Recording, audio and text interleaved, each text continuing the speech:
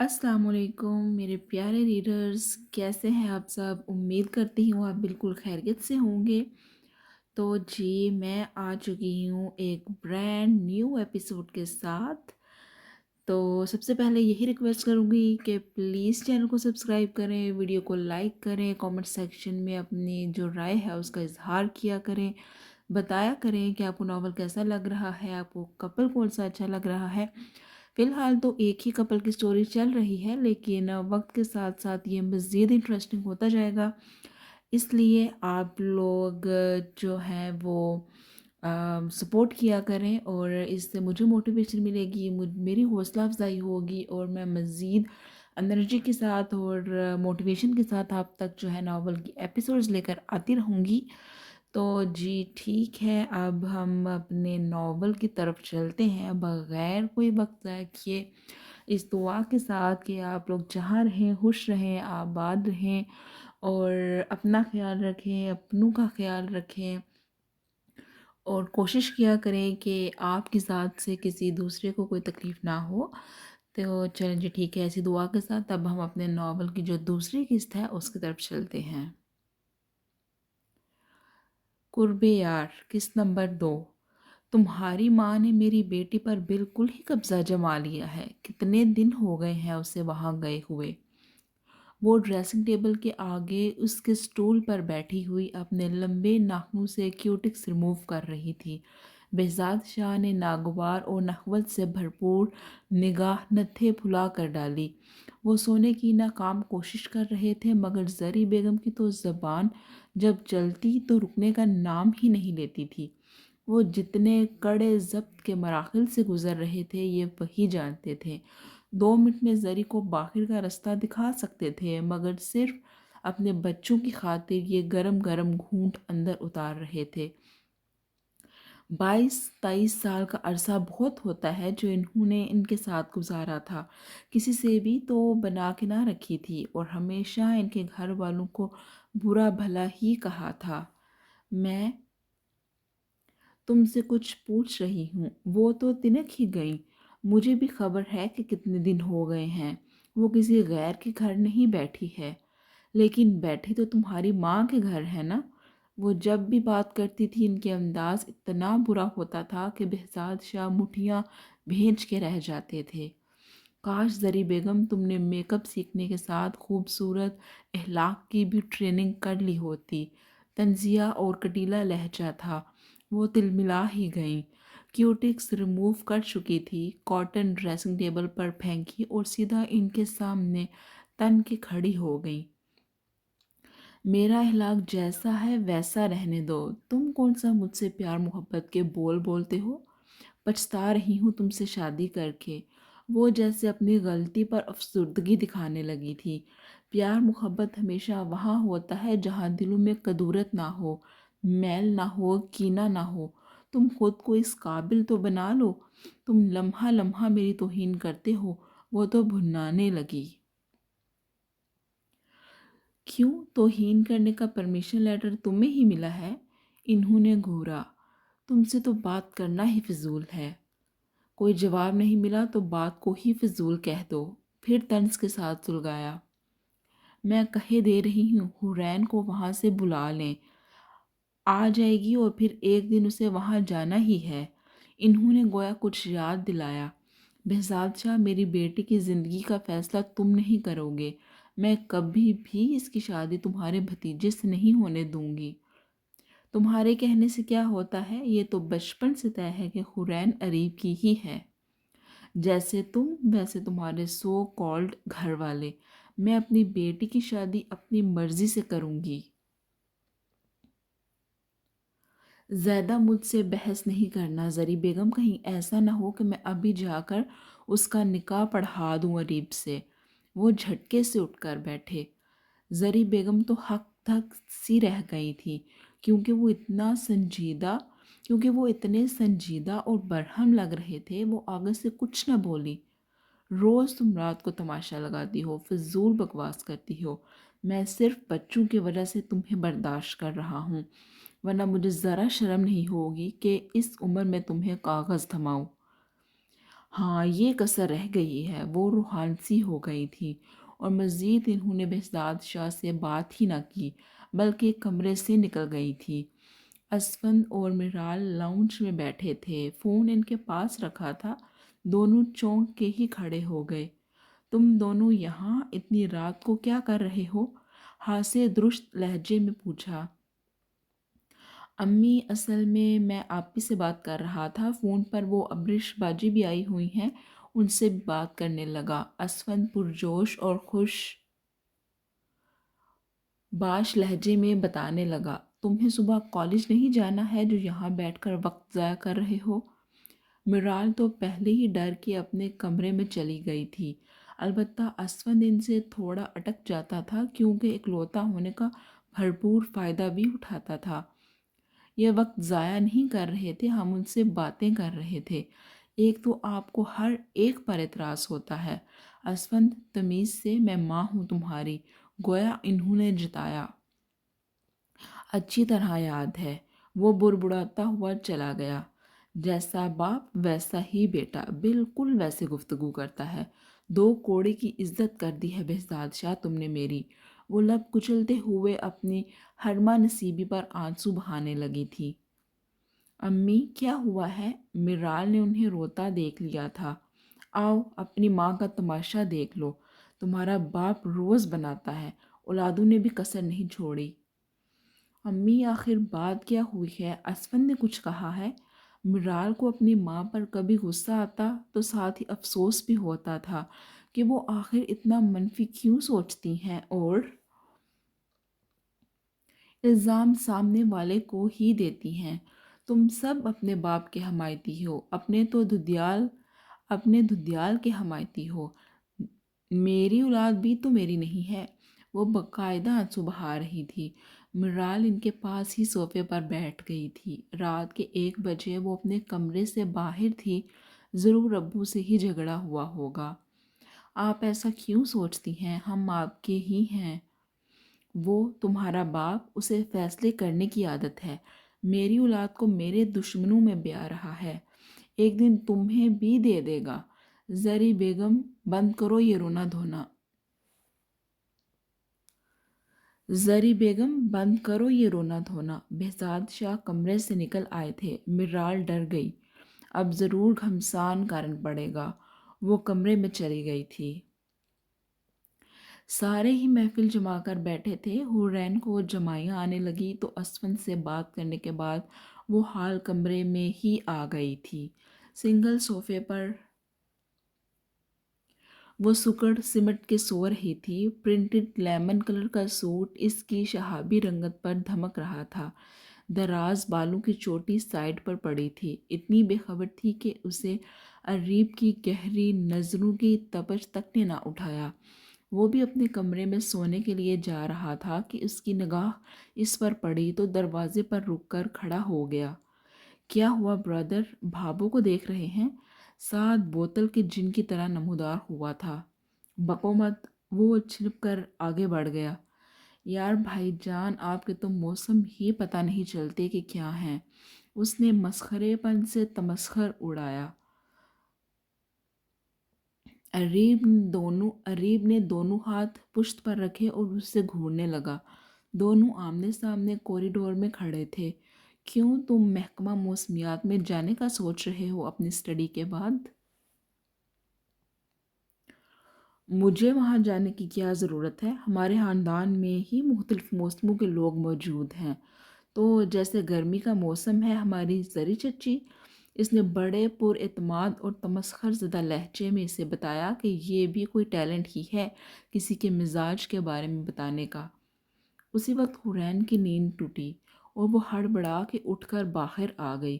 دونوں کا راہ میں محو گفتگو دیکھا تو جھجک کے رک گئی۔ اریب اور سعد نے بھی حیرانگی سے دیکھا، وہ بیچاری کچھ نروس سی بھی ہو رہی تھی۔ بڑی جلدی آنکھ کھل گئی ہے، جبکہ ہم تو آہستہ آواز میں بات کر رہے تھے، سعد نے معنی خیزی سے کہا۔ وہ میری بیٹھے بیٹھے آنکھ لگ گئی تھی، وہ کچھ خجل سی بھی ہوئی۔ بھائی جان، بعد میں تو یہ آپ کی ہلکی سی آہٹ پر بھی اٹھ جائیں گی۔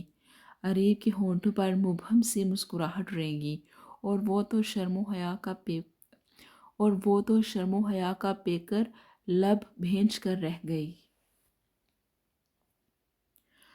مجھے تو کچھ دیر اسٹڈی کرنی ہے، یہ علمان ضرور اونگ رہا ہوگا۔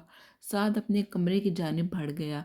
اریب سینے پر بازو باندھے دلچسپ نگاہوں سے اسے ہی دیکھ رہا تھا، جو راستہ روک کے جانے کی وجہ سے تذبذب کا شکار تھی۔ کیسے اس کی سائڈ سے نکلے؟ پلیز مجھے جانا ہے، رستہ دیں۔ تم تو تمام رستوں سے اندر آ چکی ہو، اب کہاں جانا ہے؟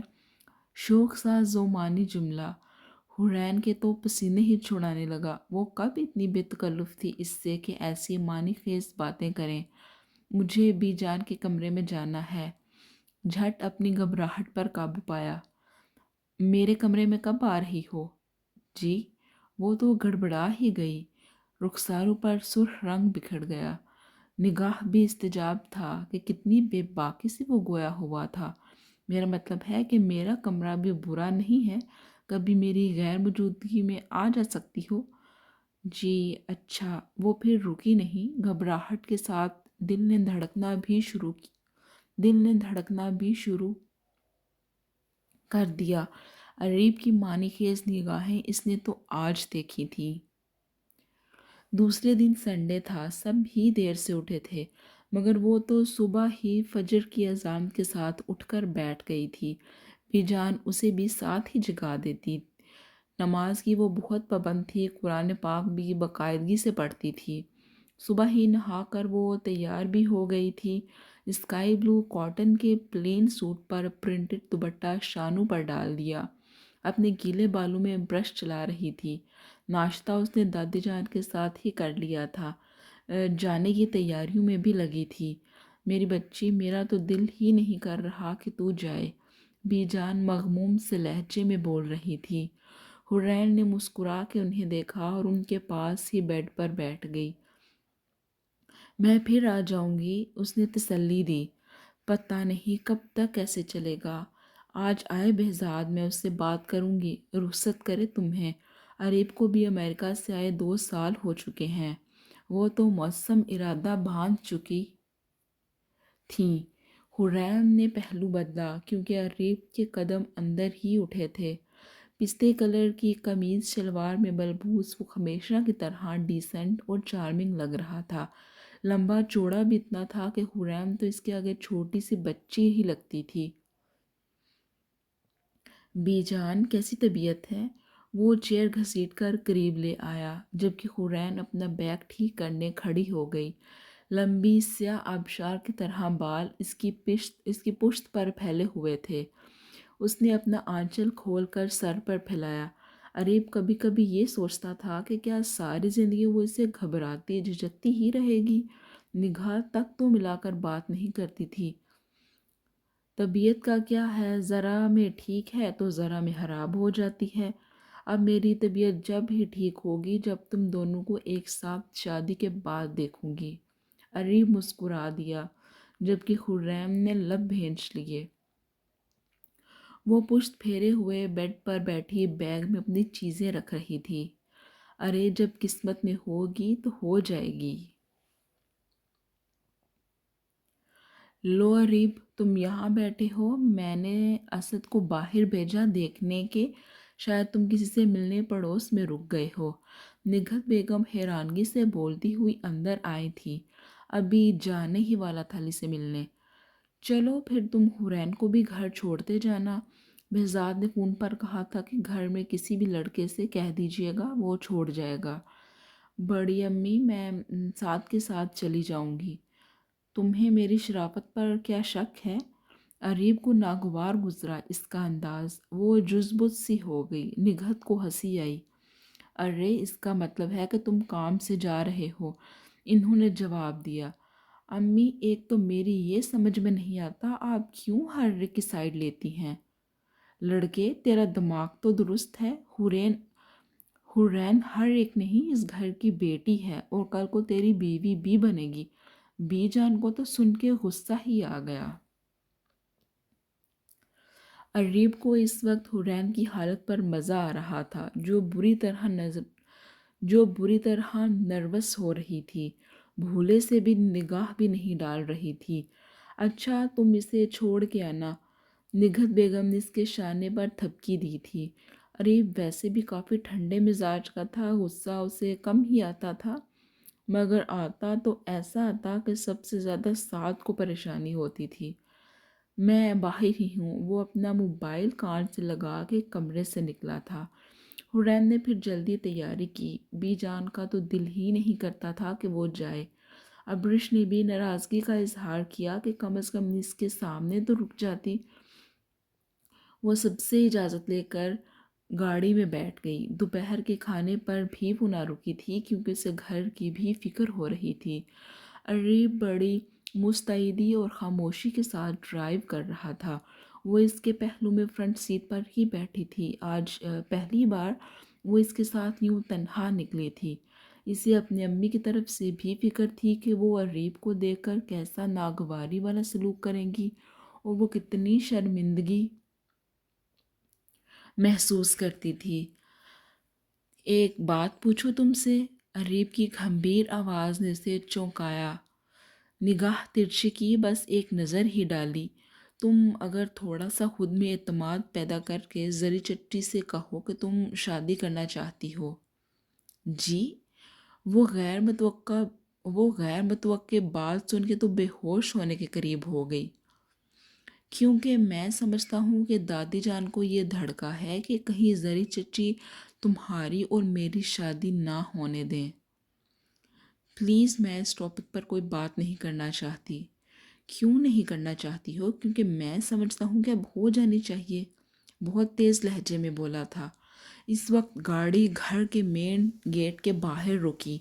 हुरैम ने लब भेंच कर तासुफ भरी निगाह डाली। मैं ऐसे शादी नहीं करना चाहती। वो बस इतना बोली। तुम क्या समझ रही हो मुझे ज़रूरत है शादी की? मोहतरमा बस दादी जान की वजह से कह रहा हूँ। चेहरे पर इत्मीनान खनूस ही रखा। वो बोलती भी मज़ीद तो क्या बोलती। अरीब की इसकी जानिब देखकर हंस रहा था। आप समझते ही नहीं हैं कि मैं क्या चाहती हूँ। बताना पसंद करो तो भी पता चले कि क्या चाहती हो। वो मानी खेजी से मुबहम सा मुस्कुराया। हुरैन छिनक गई।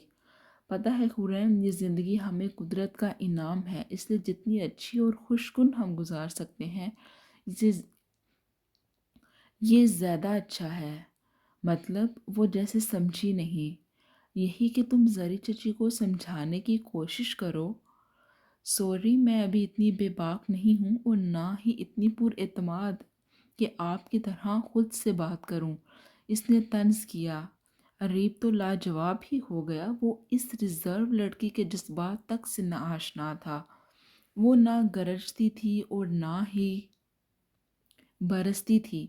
बचपन से डरा सहमा और सॉरी बचपन से डरा सहमा और कम गो ही देखा था, या फिर ये सब इसकी शख्सियत में माहौल का ही असर था कि शुरू से वालदैन की खटपट ही देखी थी।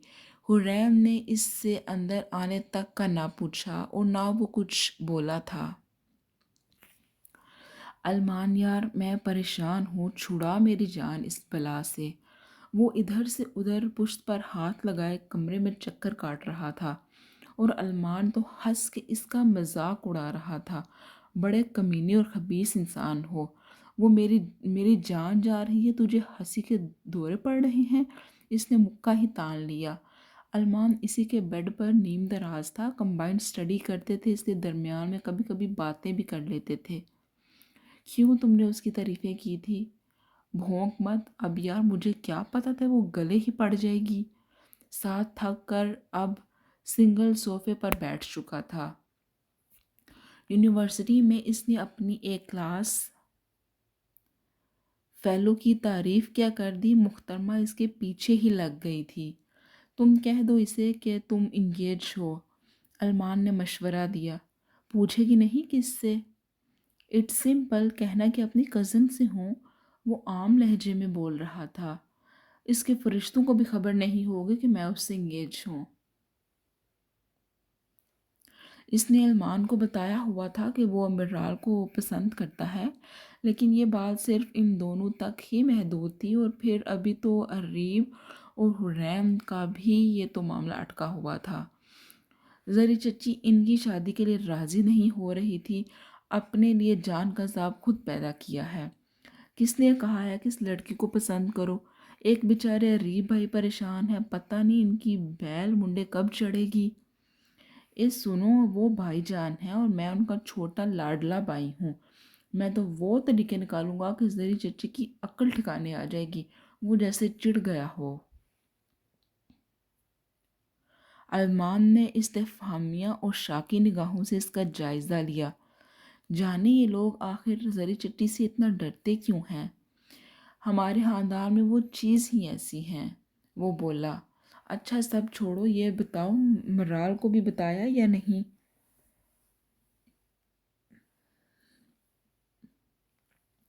ہاں، اس سے بتا دوں تاکہ دوسرے دن میرے ابا جان سب کے سامنے مرغا بنا دے۔ ویسے بھی وہ میرے پیچھے پڑے رہتے ہیں، اگر ذرا بھی بھنک پڑ گئی نا، خیر نہیں ہوگی۔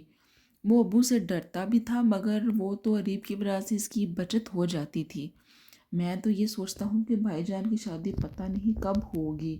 ہم سب کزنز میں سے سب سے کول مائنڈڈ میرے بھائی جان ہیں۔ ہاں، اس میں کوئی شک نہیں، علمان نے بھی تائید کی۔ میں سوچ رہا ہوں علمان، ایسا کچھ کرنا چاہیے کہ بھائی جان کی شادی جلد سے جلد ہو جائے۔ مجھے ڈر ہے کہ زری چچی کہیں مسئلہ نہ کھڑا کر دیں۔ اسے ہر وقت یہ بھی فکر رہتی تھی۔ زری چچی کو شروع سے ہی سب نے لڑتا جھگڑتا ہوا ہی دیکھا تھا، کسی کی بھی بات وہ سمجھتی ہی نہیں تھی۔ حورین باجی بیچاری وہ خود ڈری زخمی رہتی ہیں۔ علمان نے پھر کچھ تفکر زدہ لہجے میں کہا، جب تک بھائی جان کی شادی نہیں ہوگی یار علمان، میری تو کوئن اٹکی رہے گی۔ کہیں ایسا نہ ہو زری کا بھتیجا راہ میں آ جائے۔ وہ گھونچو عرفان، ساتھ کے منہ کا ذائقہ جیسے کڑوا ہی ہو گیا۔ یاد ہے اسفند کی برتھ ڈے پر تم نے اس کے ساتھ کیا کیا تھا؟ علمان زوردار ہنسی کے ساتھ یاد دلانے لگا۔ ہاں یار، بچ گیا، بس دم لگانے کی دیر تھی، پورا بندر لگ رہا تھا اچھلتا ہوا۔ آج تک کسی کو بھی پتہ نہیں چلا کہ تم نے اس کی کالر میں کھجلی کا پاؤڈر ڈالا تھا۔ ارمان نے اس کے زانوں پر ہاتھ مارا۔ اسی دوران دروازے پر دستک دے کر رافع چلا آیا۔ دونوں کی گفتگو رک گئی۔ مجھے بڑے ابو نے بھیجا ہے یہ دیکھنے کے لیے آپ دونوں پڑھائی کر رہے ہیں یا؟ آنکھیں گھما کر اس نے باقی جملہ منہ میں ہی دبا دیا۔ نہیں، ڈانس کر رہے تھے۔ بتا دو، چغلی لگا دو، ساری عورتوں والی عادت گھسا لی ہے تم نے خود میں۔ ساتھ اس کے گھوڑنے پر چڑھ کر ہی گویا ہوا۔ آپ تو ہر وقت منہ سے آگ نکالتے رہتے ہیں، کبھی پیار سے بھی بول لیا کریں۔ وہ بھی خاصا بدمزہ ہو کر کمرے میں ہی چکر کاٹنے لگا۔ تم تو جیسے پھول جھاڑتے ہو، پورے بیج جمال ہو، ادھر کی ادھر کرتے ہو۔ سعد بھائی خدا کو مانیے، ابھی تک بڑے ابو کو میں نے یہ بھی نہیں بتایا کہ آپ کے پیچھے کوئی لڑکی پڑی ہے۔ رافع، ہر وقت مذاق اچھا نہیں ہوتا، اور ساتھ تم سے بڑا ہے، ذرا تمیز سے بولا کرو۔ علمان نے اسے سرزنش کیا۔ یہ جیسے بہت تمیز سے بولتے ہیں نا۔ یار علمان، اسے نکال دو ورنہ میرے ہاتھوں آج بچے گا نہیں۔ جھنجھلایا ہوا تو وہ پہلے ہی تھا، رافع کے درگت بنانے وہ آگے بڑھ چکا تھا۔ جب شعور کی دہلیز پر قدم رکھا تو سب سے پہلے اسے یہ بات ہی باور کرائی گئی کہ حورین اریب سے منسوب ہے۔ پھر وہ جیسے جیسے بڑی ہوتی گئی اریب کو ہی سوچتی گئی۔ پھر اریب ہائر اسٹڈی کے لیے امریکہ چلا گیا تو وہ اس وقت خود کو ایسا محسوس کرنے لگی تھی کہ جیسے کوئی چیز گم ہو گئی ہو۔ اریب اسے بہت کم مخاطب کرتا تھا، اور وہ تو سامنے ہی نہیں آتی تھی، محض اس لیے امی کو پسند نہ تھا۔ اس کا یہ رشتہ بچپن سے طے تھا۔ وہ چھپ کے روتی آئی تھی، مگر سوچتی تھی کہ آخر کب تک یہ دراڑ رہے گی۔ وہ اریب کی والہانہ نظریں، مانی خیزی سب ہی تو سمجھتی تھی، مگر کبھی رسپانس نہیں دیتی تھی۔ لیکن کل سے تو ذہن اور دل الجھ کر رہ گئے کہ وہ کیسے ایسی بات کرے، وہ بھی اپنی ماں سے۔ وہ تو اسی دن ہی یہ رشتہ توڑ دیں گی۔ آپی آپی، اسفند اسے پکارتا ہوا چلایا، جو اسٹڈی روم میں صوفے پر سوچوں میں گم بیٹھی تھی۔ آپا کیا بات ہے؟ اس نے اپنا دوپٹہ شانوں پر درست کیا اور بغور اسے دیکھنے لگے جو اس کے سامنے نیچے ہی کارپٹ پر پنجوں کے بل بیٹھا تھا۔ آپی ادھر دیکھیے، تم کہو کیوں پکار رہے تھے؟ اس نے اپنے بکھرے دراز بالوں کو سمیٹا اور کیچڑ لگا لیا۔ اسفند کی پرتجسس نگاہیں اپنی بہن کا تفصیلی جائزہ لے رہی تھی۔ آپ پہلے مجھے یہ بتائیے کہ اداسی کا پھر دورہ پڑ گیا ہے؟ ارے نہیں، ایسی بات نہیں ہے، وہ زبردستی مسکرائی۔ ایسی ہی بات ہے، کیونکہ اب جب بھی بی جان سے مل کر آتی ہیں آپ پر اداسی کا بسیرا ہو جاتا ہے۔ لڑکے تم تو پیچھے ہی پڑ جاتے ہو، کیا کام تھا؟ وہ چپل پاؤں میں ڈالتے ہوئے کھڑی ہو گئی۔ اسفند بھی کھڑا ہو گیا، مگر وہ تیز تیز قدموں سے باہر نکل گئی تھی۔ پلیز مجھ سے اپنے بھائی سے بھی نہیں کہیں گی؟ اس نے حورین کا ہاتھ پکڑ لیا۔ ابھی تو کچھ نہیں کہہ رہی میں، کیونکہ رات کے کھانے کی تیاری کرنی ہے، امی بھی آنے والی ہیں۔ اس نے لاؤنج میں لگی گھڑی پر نگاہ ڈالی جہاں 7 بج رہے تھے۔ آپ کو پتہ ہے آج رات کو ابو کو بی جان نے گھر بلایا ہے، کوئی ضروری بات کرنی ہے۔ تمہیں کس نے بتایا؟ کچن میں جاتے جاتے وہ رک گئی، چونک کر اسفند کو دیکھنے لگی، دل بھی دھڑک اٹھا تھا۔ ضروری بات کہیں وہی تو نہیں جو اریب نے کی تھی؟ عجیب گھبراہٹ سی ہونے لگی۔ مجھے ابو نے آج موبائل پر کال کی تھی کہ 9 بجے تک میں گھر میں ہی رہوں، بی جان سے ملنے جانا ہے، ضروری بات کہنی ہے۔ وہ کیا کہنی ہے؟ آہستگی سے بولی۔ آپ تو فوراً ڈرنے لگتی ہیں، مجھے پتہ ہے وہ ضروری بات کیا ہوگی۔ اس نے فریج کھولا، پانی کی بوتل نکالی، کاؤنٹر پر چڑھ کر بیٹھ گیا۔ آپی رات کو کیا بنا رہی ہیں؟ میرال اپنی اسائنمنٹ کمپلیٹ کرنے کے بعد کچن میں چلی آئی۔ سوچ رہی ہوں کہ دال بنا لیتی ہوں، ابو اور اسفند تو بی جان کی طرف جا رہے ہیں، یہ لوگ پھر وہیں کھائیں گے۔ ابو بی جان کی طرف جا رہے ہیں، میں بھی چلوں گی اسفند۔ وہ سن کے خوش ہو گئی۔ ابو سے پوچھ لیجئے گا۔ وہ پانی پینے کے بعد کاؤنٹر سے اترا۔ تم پھر کسی اور دن چلی جانا، امی پھر ابو سے کہیں گی تو لڑائی ہی ہوگی۔ آپی ہم اپنے کزن سے کیوں نہیں مل سکتے؟ لڑائی امی کی تو فضول ہی ہے، ہمیں کیوں روکتی ہیں؟ کھسیانے کے ساتھ ساتھ روحانسی بھی ہو گئی۔